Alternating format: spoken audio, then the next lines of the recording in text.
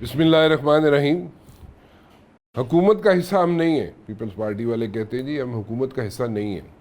Constitutional पोस्टें ले ली, governor 2 सूबों में अपने बना लिए, बेनज़ीर इनकम सपोर्ट में चेयरपर्सन भी लगवा ली, लेकिन कैबिनेट का हिस्सा नहीं है।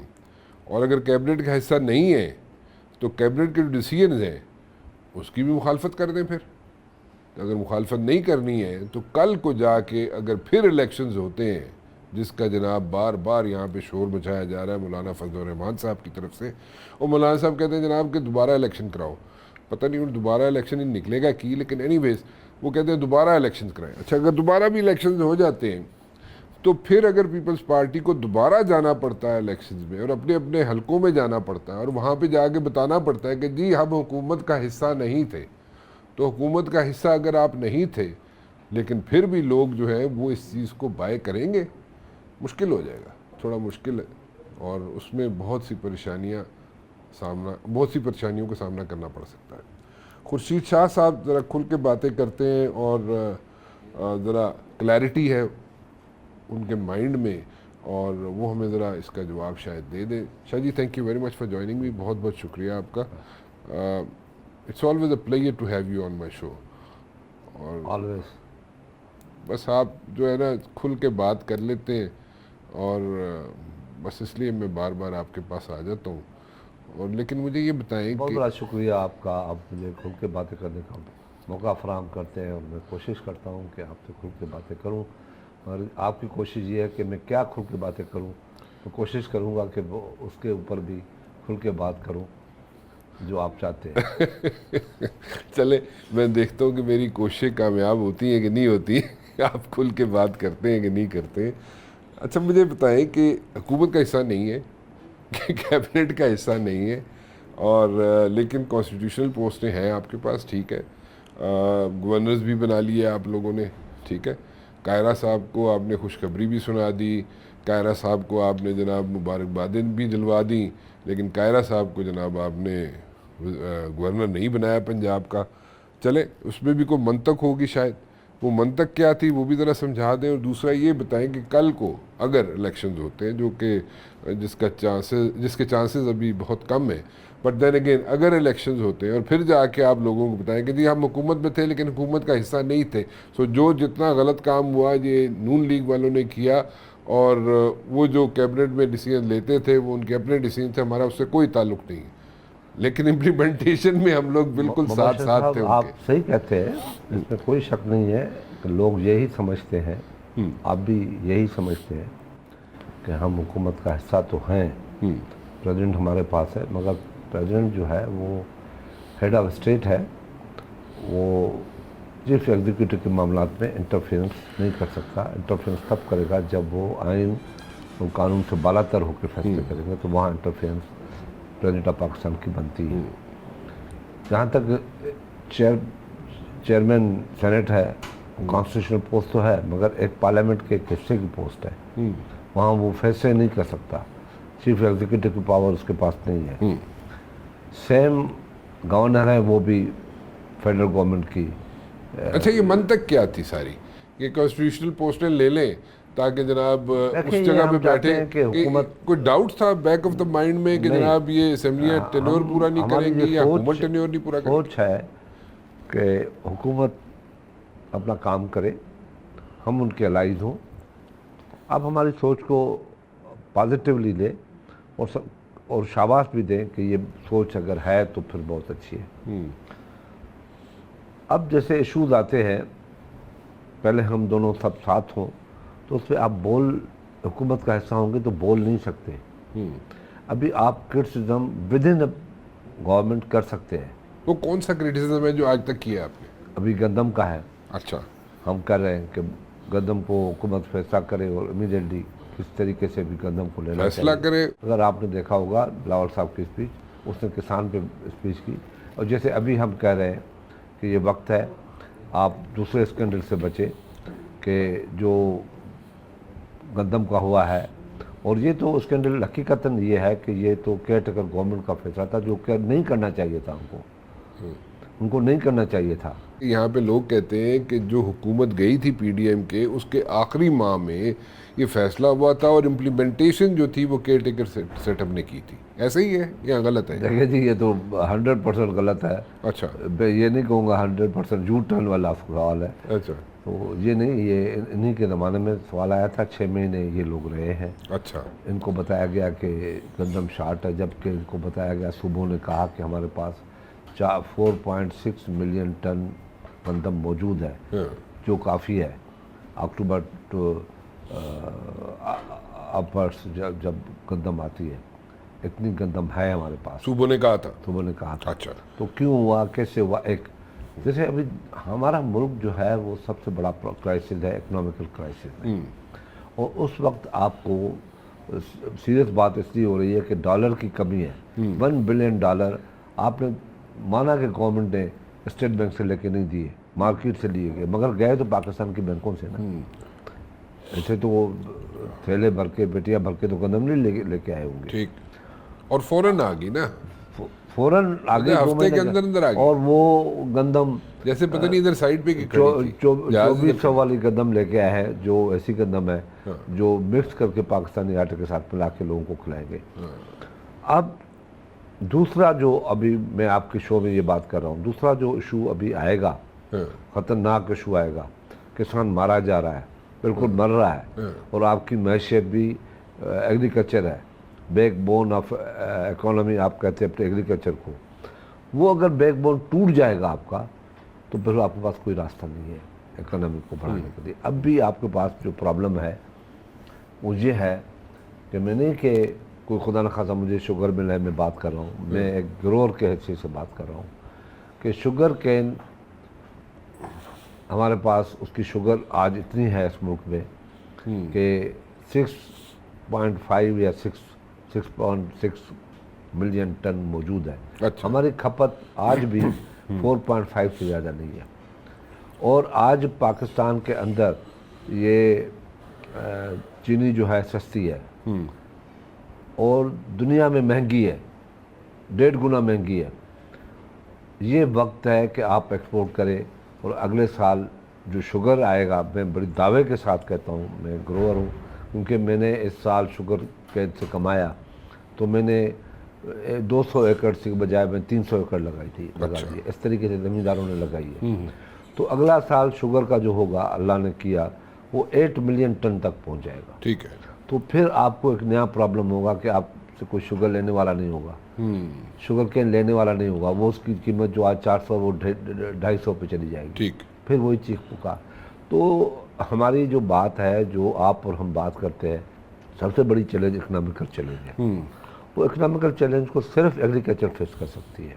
ये छोटी छोटी बातें हैं जो मैंने आपसे so what you are saying is शादी के अभी जो है शुगर जो एक्सपोर्ट करनी चाहिए, this is what you are saying, right? कम से कम 2 मिलियन टन, कम से कम 2 मिलियन टन। अच्छा, अभी एक्सपोर्ट कर ली जाए शुगर तो बहुत अच्छा है, और आपके पास सरप्लस शुगर होगी नेक्स्ट ईयर। आपके पास कम से कम 2 से 2.5 बिलियन डॉलर आ जाएगा। हाँ, 2 से 2.5 बिलियन डॉलर, ठीक है। 2 से 2.5 बिलियन डॉलर नॉट बैड, ठीक है। अच्छा, लेकिन मैं फिर दोबारा उसी चीज़ पे आऊँगा, गंदम का इंपोर्ट का फैसला आप केयर टेकर सेटअप पे, केयर टेकर प्राइम मिनिस्टर पे डालेंगे, किस पे डालेंगे? आप मतलब इतनी हुकूमतें आपने देखी। बात यह है कि ये केयर टेकर का काम नहीं था।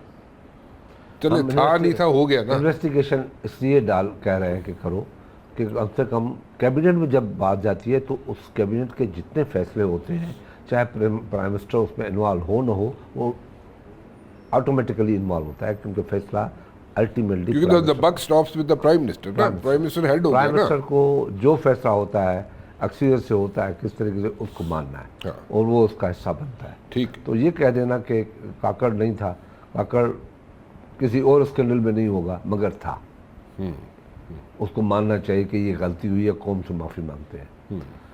अब मुझे ये बात कहनी चाहिए, नहीं कहनी चाहिए, मेरे पास एक तजवीज़ है। अच्छा।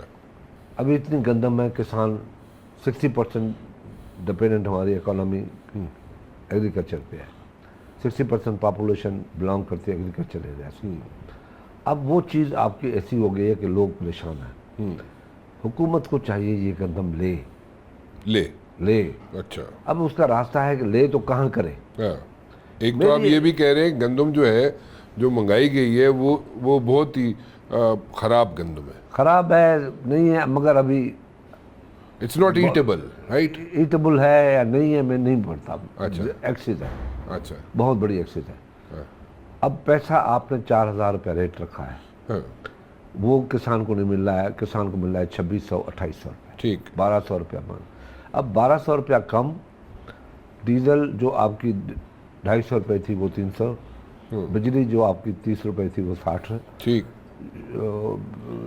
यूरिया जो थी आपकी 2500 और 2000 वो आपकी 5000 6000, आपका डीएपी जो था वो 8000 7000 था, वो 11000 12000, जो खाने की चीज़ें थी वो महंगी, जो ट्रैक्टर का किराया महंगा।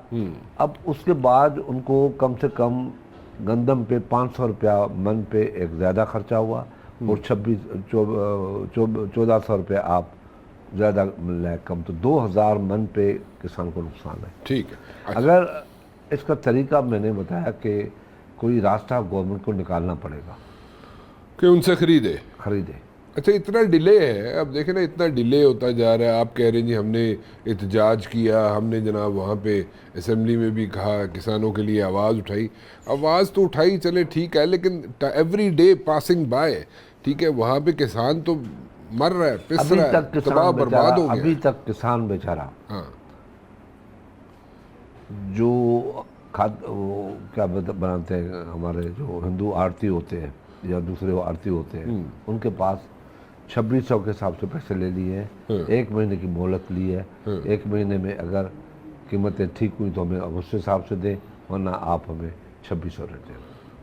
ये रियायत मिली है उनको। अच्छा। और ये कुछ नहीं है, ये तो कुछ ना हुआ ना, कुछ नहीं है, ये उनका अपना एडजस्टमेंट है, कोई गवर्नमेंट का उसमें कोई रोल नहीं है। इसको मज़ा नहीं अब आया। मेरी एक तजवीज़ है, आपके प्रोग्राम के तहत देना चाहता हूँ कि एक रास्ता है छोटा सा, बंद गली से निकलता है, मगर हो सकता है वो बड़ा हो जाए। मैं कहता हूँ कि हमारे मुल्क में गुर्बत बहुत है, सरकारी मुलाजिम बहुत हैं और गुर्बत के उस हद तक है, उनको बाज़ार से आटा आज भी 4000 के हिसाब से मिल रहा है। अगर ग्रेड 1 से 5 तक, 5 से लेकर 15 तक, 15 से 16 से 22 तक आप उनको इंटरेस्ट फ्री गंदम दें कि 5, 10, 15 और सारे साल के तनख्वाहों से आपका हम काटेंगे, इंटरेस्ट नहीं लेंगे 4 रुपये के हिसाब से, मैं समझता हूँ ये गंदम ख़त्म हो सकती है। वेरी गुड सजेशन, वैसे बड़ी अच्छी सजेशन है। सजेशन शायद ही बड़ी अच्छी होती है आपके पास। पैसा भी आपका अब आप कैबिनेट में आ जाएं। अच्छा ठीक, हाँ, मेहरबानी करें आप लोग आ जाएं कैबिनेट में। उठवा लेना। नहीं, मैं कहाँ से ओथ उठवाऊंगा, मुझे तो वो ओथ पढ़ना ही नहीं आता, इतना मुश्किल उर्दू होती है, इतनी शकील उर्दू होती है वो, मैं कहाँ से वो आपको पढ़वा देंगे आपको। नहीं, मैंने थोड़ी ओथ लेना है, आपने लेना है। मैं तो मुझे लेना है तो और क्या, मैंने तो आपके लिए समझा। नहीं जी, मैंने क्या करना है सर, मैं छोटा सा एक जर्नलिस्ट हूँ। नहीं जी, जर्नलिस्ट आजकल वजीर बन रहे हैं, जर्नलिस्ट कहाँ नहीं पहुँचते हैं। शादी हमें कौन पूछता है, उसको नहीं, आप मैं गलत कह रहा हूँ। हमें बहुत से जर्नलिस्ट को आखिर जब हम चले जाते हैं तो जर्नलिस्ट याद आ जाते हैं। आप आ जाएं अब कैबिनेट में, क्योंकि अब कैबिनेट में ना आए आप लोग, हम आएंगे नहीं वरना कहते हम आएंगे। नहीं, आप नहीं आएंगे तो कल आप समझे कि लोग आपको कहेंगे नहीं जी ये कैबिनेट में नहीं थे, इसलिए जो भी गलत हुआ सही हुआ इनकी जिम्मेदारी नहीं है, लोगों ने फिर भी जिम्मे आपके ही डालना है। सो इसलिए आ ही जाए, बेहतरी यही है। इसी में बहुत सी चीज़ें ऐसी है जो दिल कहता है बोलना चाहिए, मगर बोल दें, कुछ बोल दें। आ जाना चाहिए कि नहीं आ जाना चाहिए, चलें ये बता दें। किसका?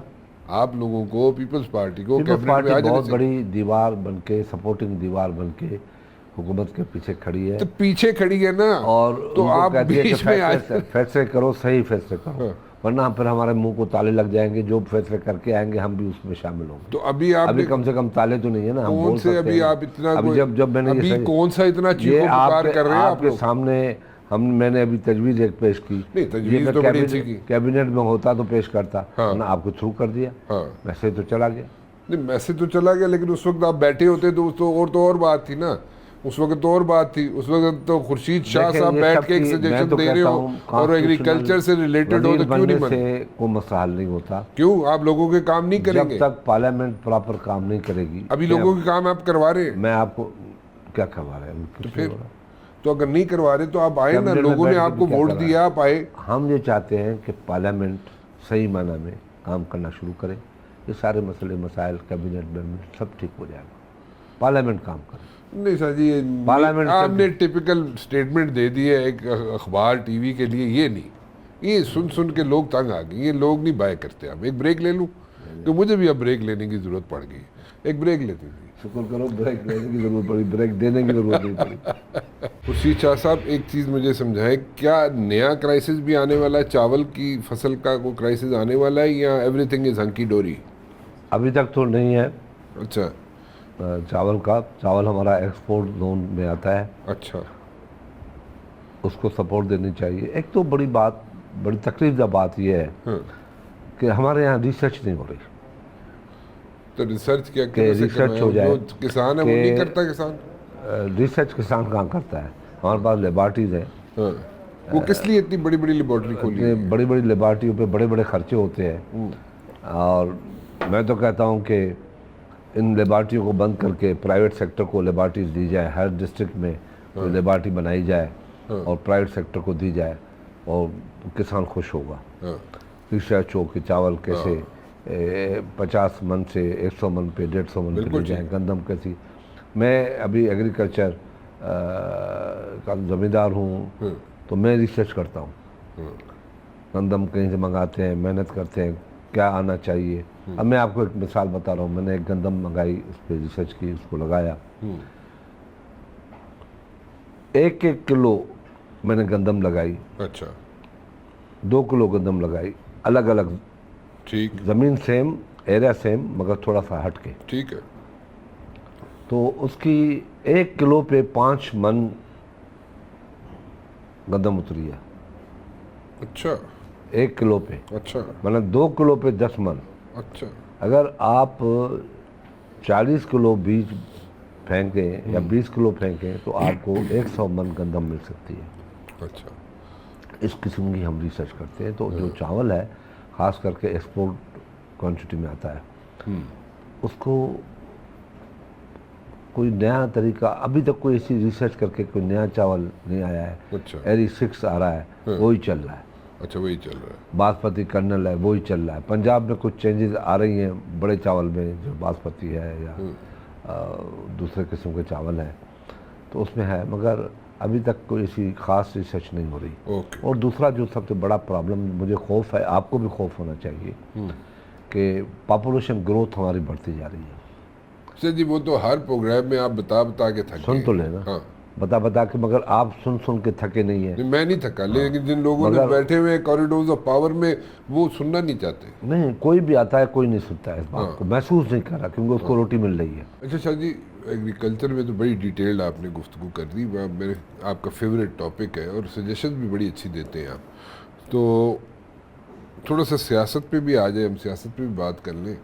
अभी मौलाना साहब बड़े एग्रेसिव हुए हैं, फ्रंट फुट पे आके खेल रहे हैं, मौलाना फजलुर रहमान साहब, और वो कहते हैं दोबारा इलेक्शंस कराएं। और दोबारा इलेक्शंस क्या होनी चाहिए? मुझे मौलाना साहब बताएं कि जब से सियासत कर रहे हैं, इलेक्शन किस किस्म के हुए हैं। कभी मौलाना साहब के पास 20 सीटें थी, तो फिर 15 बन गई, 13 बन गई, फिर 13 से 5 पे आ गए, रिड्यूस होता जा रहा है। कोई किसको आखिर, फिर कौन सी नई दुनिया के लोग आएंगे आसमान से उतर के आके इलेक्शन करवाएंगे। हमें बैठना चाहिए सबको, झगड़ों से मसले हल नहीं होंगे। मौलाना साहब अगर चाहते हैं कि इलेक्शन भी हो और फेयर एंड फ्री हो, तो हम सबको बमै पीटीआई के सर जोड़ के बैठना चाहिए कि हम कैसे ऐसी इलेक्शन कराएं जिसको सब माने। आज तक कोई ऐसा इलेक्शन दिखाएंगे आप क्या आप लोग बैठने के लिए तैयार हैं? हम बैठने को तैयार हैं। तो फिर ठीक है, ऐसे करें, इस प्रोग्राम की थ्रू आप एक ऑफर दें, और ऑफर दें पीटीआई को, और सब्सटेंशियल ऑफर दें। सब्सटेंशियल, ये नहीं हवाई फायरिंग नहीं, सब्सटेंशियल ऑफर दें कि जनाब ये हम लोग बैठने के लिए तैयार हैं, ये उसके TORs हैं, ये उसके बुलेट पॉइंट्स हैं, ये उसका एजेंडा है, इसको देखिए, जॉट डाउन करके हम लोग बैठने के लिए तैयार हैं। हम बैठने से पहले TOR बना लो। अगर वो Excellent, TOR पे जबरदस्त। राजी होते हैं कि ये TOR ठीक है तो फिर आगे बैठो। सो आप TORs बनाने के लिए तैयार हैं, यानी बिल्कुल पीपल्स तैयार पार्टी है। TORs बनाने के लिए हम तैयार है। बिल्कुल तैयार है कि बैठो। अगर देखे पहले 8 पंचर लगे, ठीक फिर 35 पंचर लगे, ठीक अब 80 पंचर लगे। ठीक।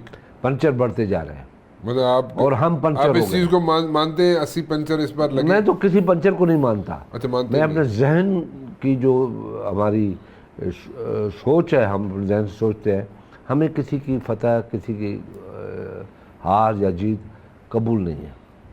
नहीं, मैं ये बात नहीं समझा। किसी की हार हो तो वो कबूल नहीं करता किसी की जीत।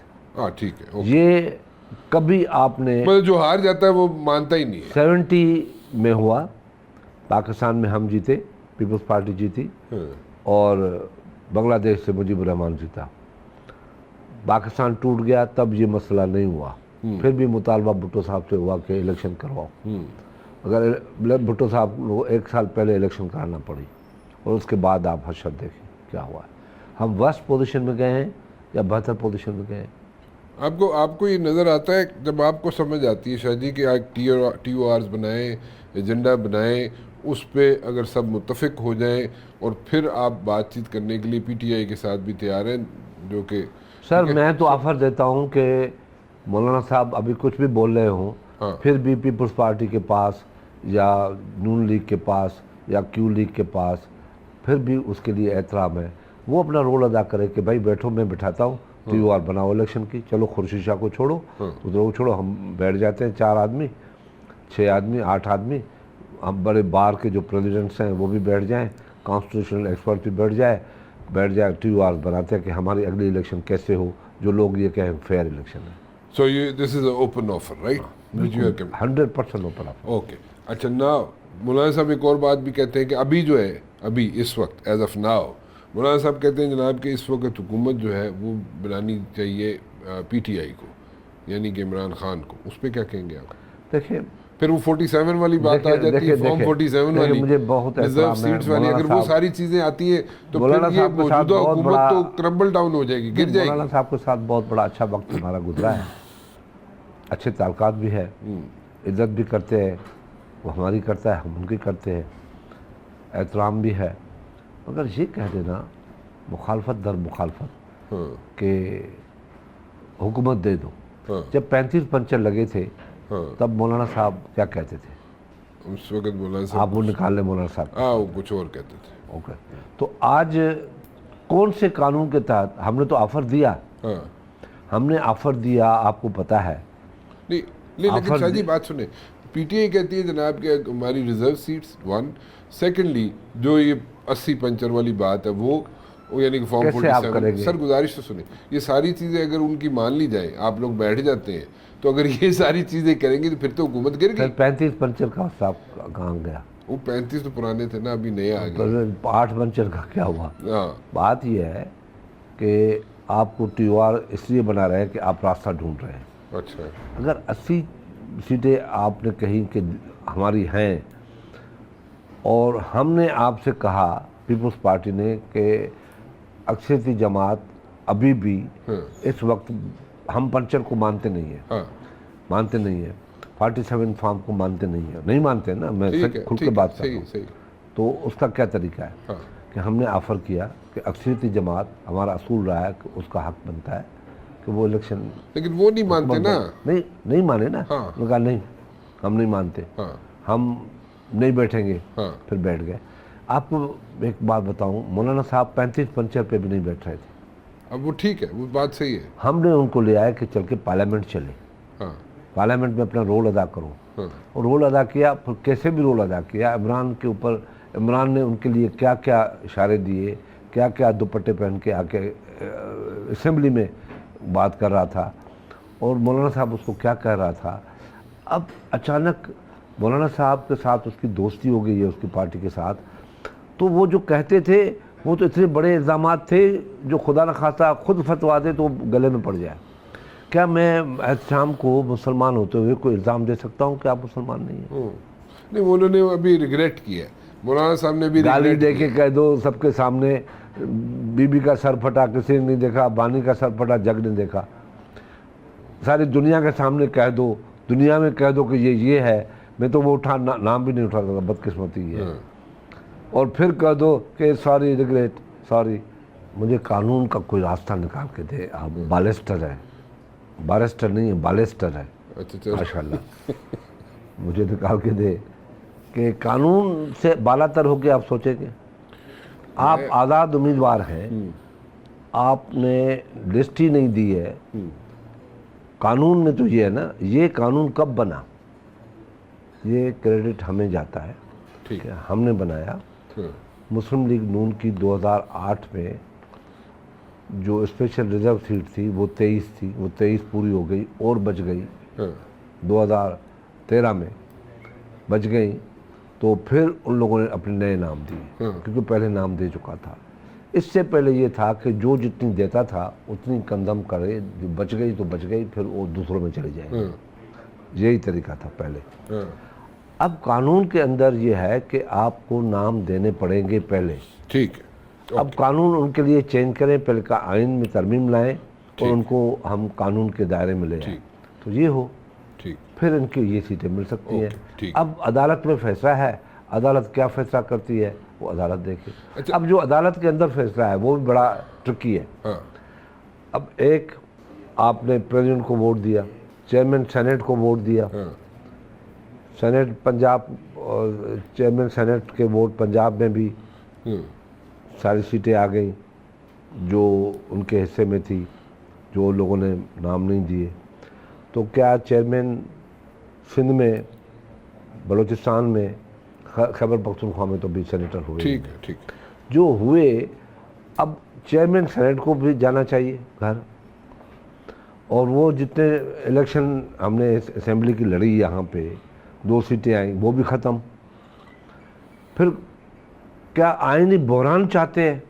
ठीक है, बिल्कुल ठीक है, लॉजिकल बात है आपकी। अच्छा, मेरी अब गुजारिश ये है कि अब एक नया यहाँ पे सिनेरियो यहाँ पे पेंट होना शुरू हो गया है, और वो है कि फैसल वाडा ने जो यहाँ पे एक बयान दिया, प्रेस कॉन्फ्रेंस की, उसके बाद सुओ मोटो नोटिस हो गया। सुओ मोटो नोटिस जो है वो सुप्रीम कोर्ट ने ले लिया, और अब आगे क्या, व्हाट एग्जैक्टली इज़ हैपनिंग यहाँ पे? जुडिशरी जो है उसको क्या मतलब करने की क्या कोशिश की जा रही है? जुडिशरी को बताने की ये कोशिश की जा रही है कि जुडिशरी के जो सा वो कुछ टेलर्ड होनी चाहिए, या उसको उसकी कोई लिमिट्स होनी चाहिए, या उनको कट टू साइज करने की कोई हो रही है मुल्क के साथ, रियासत के साथ। वो कैसे? Free for all. अच्छा, जिसको चाहे जो कह दे, और हम नोटिस ले, फिर अगर नोटिस सुप्रीम कोर्ट ने लिया है तो फिर नोटिस बाय नोटिस हो। मतलब आपके कहने का मतलब फिर पूरा उसको देखा जाए, एंड तक पहुंचाए। ये ना हो कि बस फिर ये हुआ, आधा तीतर आधा बटेर ना हो। ये होता रहा है। यही रीज़न है कि ये अदलिया के साथ जो जुल्म हुआ वो 58 में शुरू हुआ। और अदलिया ने शुरू किया खुद। अच्छा, मौलवी तमीज़ुद्दीन वाला। अच्छा, ओके, शुरू हुआ, और मार्शल आए भी वहाँ से शुरू हुई। ठीक, और आज तक भुगत रहे हैं। अब कितने साल हो गए? 60, 63, 64, 60 हो गए।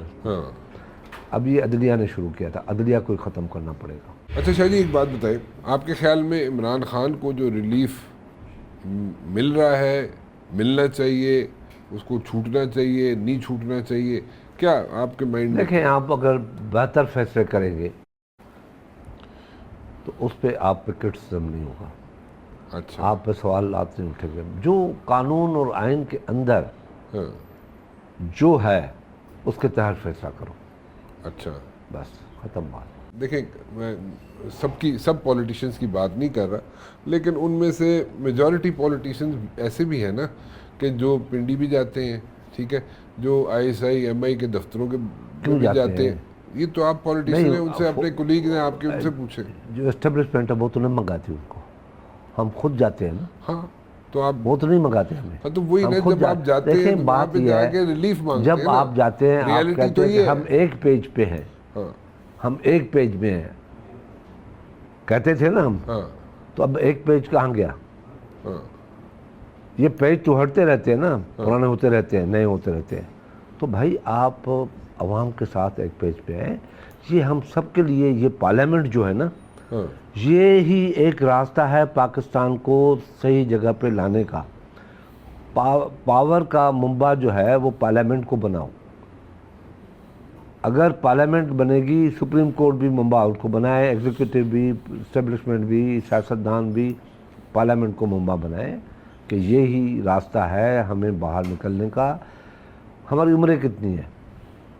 मैं तो 16 का हूँ भी। तुम तो अभी बच्चे हो, हाँ मैं 73 का शुरू हो गया हूँ। नहीं नहीं, किधर से अभी, अभी तो आप जवान हुए हैं। नहीं नहीं, माशाल्लाह। ये यूरोप और अमेरिका में 75 के बाद जवानी शुरू होती है। वही ना, इसीलिए बता रहा हूँ ना। तो मैं जाऊँगा तो वहाँ हो जाऊँगा। हाँ तो कब जा रहे हैं? जब भी गया, तो जब भी देर गया। किस चीज़ की? तो कहना यह है कि नहीं, असल बात की तरफ आते नहीं, कब जा रहे हैं, कि देर किस चीज़ की है, कि घर से डर रहे हैं आप? नहीं, गोल कर रहे हैं जो आप। जवान होने के लिए सिर्फ अमेरिका में जाने की ज़रूरत नहीं है, बहुत और लवाजमात भी होते हैं। मकसद ये है कि आप पाकिस्तान चाहते हो तो पाकिस्तान के उन अदारों को देखो जो अदारे आपको बचाएं, जिनका मसला आप हल करवाएं। अभी जब मेरा भाई इमरान खान हुकूमत में था तो कैबिनेट के अंदर, मुझे उनके कैबिनेट के वजीरों ने बताया, एक फाइल था झूठे किस्म का मेरा। एक बंदा अभी 48 घंटे के लिए अंदर जाएगा, पहले जिनकी अभी आप बात कर रहे हैं ना कि उनसे बात करो, वो तो ये है, वो तो इंसाफ मिलना चाहिए। मुझे क्यों नहीं इंसाफ मिल रहा? आज 25 महीने जेल काट के आ गया। ये बातें करना, मुझे डाल देना, अभी तक मेरा, उनके तो केस ख़त्म हो रहे हैं ना। 190 मिलियन पाउंड के केस ख़त्म हो रहे हैं। मेरे 500 बिलियन कहाँ गए? मुझे आप 500 मिलियन नहीं दो तो 5 बिलियन तो दो, मुझे डाल दो 2 साल के लिए और। मकसद ये है कि अपने ज़माने में इस तरीके से विक्टिमाइजेशन थी। जो आदमी बाल्टी पहन के, छुप के, डर के, खौफ से, मौत के डर से, बाल्टी से गोली नहीं जाएगी पहन के चले, वो आपकी लीडरशिप कर सकता है। ठीक है, लोग अब किसी सैलाब की तरफ बह रहे हैं। कोई सेंसिबल सियासतदान 9 मई का वाक़या करवा सकता है। हिंदुस्तान को इतना पावरफुल बनाने के लिए, दिखाने के लिए कि देखो हमारा जो चंद जत्था है वही कोर कमांडर हाउस, मियाँ वाली का अड्डा तबाह बर्बाद कर सकते हैं। गोली एक भी नहीं चली, सिर्फ इसलिए नहीं चली कि पाकिस्तानी मरेंगे। अब इंसाफ मांगते हो, इंसाफ दे दो। हम कहते हैं हमने कुछ नहीं कहा है, हमने कहा है कि पीटीआई सिर्फ पार्लियामेंट के अंदर खड़े होकर ये कहे कि जो 9 मई का वाक़या हुआ वो बहुत बड़ी गलती थी जिन लोगों ने की, हमें माफ़ कर दो।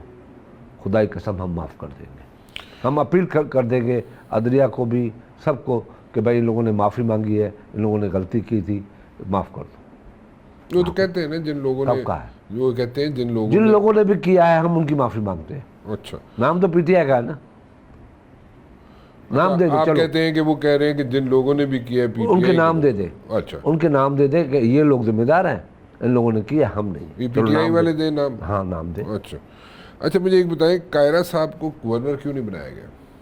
देखिए ये तो पार्टी का फैसला है। नहीं, क्या मतलब मुबारकबादें ले ली, सब कुछ हो गया, नज़र ये आ रहा था हाँ कायरा साहब का, अगर ये पार्टी फैसला करती है तो पार्टी के फैसले हैं। किसको वजीर बनाती है, किसको अमीर बनाती है, किसको गवर्नर बनाती है, किसी अच्छा। को। बट डू यू थिंक, ठीक है पार्टी का फैसला है, अब जाहिर है आप कहेंगे कि ठीक है फैसला जो भी पार्टी ने किया, लेकिन और कायरा साहब ने खुद ही मान लिया है, वो खुद कहा है कि ठीक है जो पार्टी का फैसला, मैं पार्टी के लिए ठीक। बेहतर नहीं हूँ, कोई और बेहतर है तो वो भी हमारा पार्टी का भाई है, वो भी पार्टी का जियाला है। नवाबजादा नसरुल्लाह साहब के साहबजादे हैं, नवाबजादा इफ्तिखार साहब, उनका क्या बना? क्या? नवाबजादा इफ्तिखार साहब, नवाबजादा नसरुल्लाह साहब के एमएनए तो हैं, लेकिन उनको कोई पूछता है? क्यों नहीं पूछते? आप लोग पूछते हैं उनको? बिल्कुल पूछते हैं। हाँ उनकी बहुत बड़ा एहतराम है, उनकी बहुत बड़ी इज्जत है। वो इलेक्शन में आए तो फिर टिकट उसका मिला, वो जीत के आए, पार्टी ने फुल सपोर्ट उसकी की। तो किसी जगह उनको ज़रूरी है कि आपको गवर्नर बनाए तो उसका मतलब है पूछा, हाँ और कोई और पोस्ट दे दे के ये ले लो तो फिर पूछा, अगर नहीं तो पार्टी के अंदर हम सब एक हैं। जो उसकी इज्जत है, जो उसको फर्ज हैं वो हमारे फर्ज हैं, जो बिलावल साहब के फर्ज हैं वो उनके फर्ज हैं। अच्छा चले, आप कहते हैं तो पार्टी के लोग सारे इज्जत एहतराम करते हैं। आपका फॉरेन ऑफिस जो है, हमारा जो फॉरेन ऑफिस है, do you think it's properly working? अभी तक तो नज़र नहीं आ रहा है उनका वर्क, क्योंकि जो हमें फ़लस्तीन के लिए करना चाहिए वो पाकिस्तान ने नहीं किया, ईरान कर गया। और आपको याद है पाकिस्तान की एक हिस्ट्री है कि जब 70s में मिस्र, लेबनान, सीरिया और इजराइल का वार हुआ था तो पाकिस्तान का क्या रोल था? मानी शंकर उठता है, कांग्रेसमैन जो इंडिया का है, वो उठता है, वो इस किस्म की स्टेटमेंट्स देता है, उसके अलावा मूडी स्टेटमेंट्स देता है। तो वो आप समझते हैं कि काउंटर नहीं होनी चाहिए फॉरेन ऑफिस के देखिए, वो थ्रू? काउंटर तो होनी चाहिए, मगर हम अपने झगड़ों में इतने इतने भरपूर अंदाज में इन्वॉल्व हो गए हैं हाँ कि हमें दुश्मन नज़र नहीं आता, वरना हमें दुश्मन नज़र आना चाहिए था जो जैसे पहले नज़र आता था। हमारी तकरीर जो थी वो फॉरेन मिनिस्टर अपना इंडिया बैकआउट करके चला जाता था यूएन से। हमारी तकरीर में इतनी आवाज़ थी, इतनी गूंज थी, इतनी ताकत थी, जज्बा इतना था, मगर आज नहीं है। आज हम चले आते हैं। So what do you think should be done? उसका सबसे बड़ा रास्ता, फिर मैं एक मरतबा कहूँगा कि हम सबको मिलके 24 करोड़ पाकिस्तानी जो आज पैदा हुआ है वो भी अपने आवाज़ में एक आवाज़ उठाए कि पार्लियामेंट को मजबूत करो, सबका भला उसमें है। ठीक है, बिल्कुल सही बात है। Shah ji, thank you very much for talking to me. बहुत बहुत शुक्रिया आपका, आप वक्त निकालते हैं। आपको मैं तंग भी करता हूँ और उल्टे सीधे सवाल भी करता हूँ आपको, फिर भी आप मुझे बर्दाश्त करते मैं आपके हर उल्टे सवाल को सीधा सवाल समझ के जवाब देता हूँ। हैं। बहुत बहुत शुक्रिया।